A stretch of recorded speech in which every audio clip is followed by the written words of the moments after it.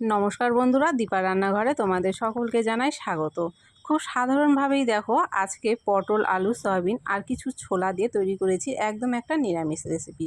নিরামিষ দিনে এইরকম রেসিপি তোমরা অবশ্যই তৈরি করতে পারো, আর যারা নিরামিষ খেতে পছন্দ করো অবশ্যই এভাবে তৈরি করে দেখতে পারো। আশা করছি রেসিপিটা তোমাদের ভালো লাগবে। রেসিপিটা তৈরি করার জন্য প্রথমেই গ্যাসে একটা কড়াই বসিয়ে তার মধ্যে দিয়ে দিলাম সরষের তেল, আর তেলের মধ্যে দিয়ে দিলাম জিরা আর তেজপাতা ফোড়ন। ফোড়নটা যখন ভাজা হয়ে গেল ঠিক এরকম পর্যায়ে দিয়ে দিচ্ছি আলু আর পটল। আলু পটলের খোসা ছাড়িয়ে ছোট ছোট করে টুকরো করে কেটে ধুয়ে আমি পরিষ্কার করে নিয়েছিলাম। আলু পটলটা দিয়ে দিলাম। এখানে কোনো রকম লবণ আর হলুদ কিন্তু আমি দিচ্ছি না, লবণ হলুদ ছাড়াই দেখো আলু পটলটাকে খুব সুন্দর লাল করে ভাজা করে নিয়েছি। এবারে কিছু শুকনো মশলা এখানে ব্যবহার করব। তো প্রথমে কিন্তু এখানে দিয়ে দিলাম একটা টমেটো কেটে, টমেটোটা ছোট ছোট টুকরো করে কেটে রেখেছি সেটা দিলাম। তারপরে দিয়ে দিচ্ছি দেখো 1 চামচ জিরের গুঁড়ো, দিয়ে দেবো 1 চামচ ধনের গুঁড়ো,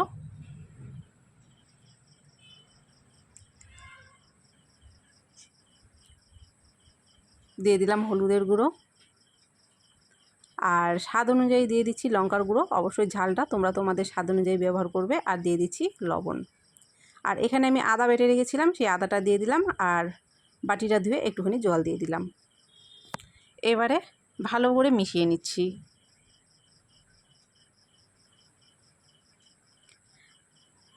এখন ভিজে রাখা ছোলাগুলো এখানে দিয়ে দিচ্ছি। ছোলাটাকে আমি ভিজে রেখেছিলাম আগে থেকেই, ছোলাটা খুব ভালো করে ভিজে গেছে, সেটা দিয়ে দিলাম।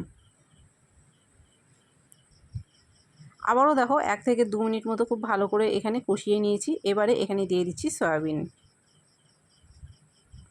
সয়াবিনটা আগে থেকেই আমি গরম জল করে ধুয়ে নিয়েছিলাম।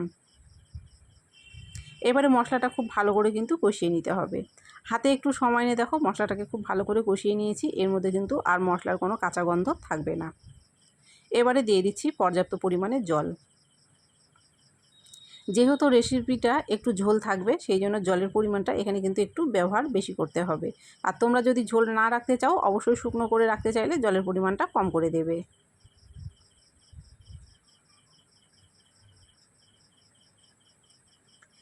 এবারে তরকারির স্বাদটাকে ব্যালেন্স করার জন্য দিয়ে দিচ্ছি চিনি।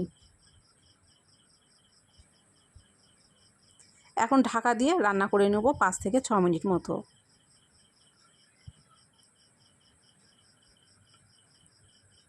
গ্যাসের ফ্লেমটাকে হাই করে দিয়ে 5 থেকে 6 মিনিট মতো খুব ভালো করে দেখো তরকারিটাকে ফুটিয়ে নিয়েছি। ঝোলটা কিন্তু অনেকটাই কমে গেছে। আর আমি দেখিয়ে দিচ্ছি দেখো সাইডে আলু কিন্তু খুব ভালো করে সেদ্ধ হয়ে গেছে। তরকারিটা যেহেতু বললাম একটু ঝোল ঝোল রাখবো, তো সেই জন্য কিন্তু আর আমি শুকোচ্ছি না। নামানোর আগে এখানে দিয়ে দিলাম গরম মশলার গুঁড়ো।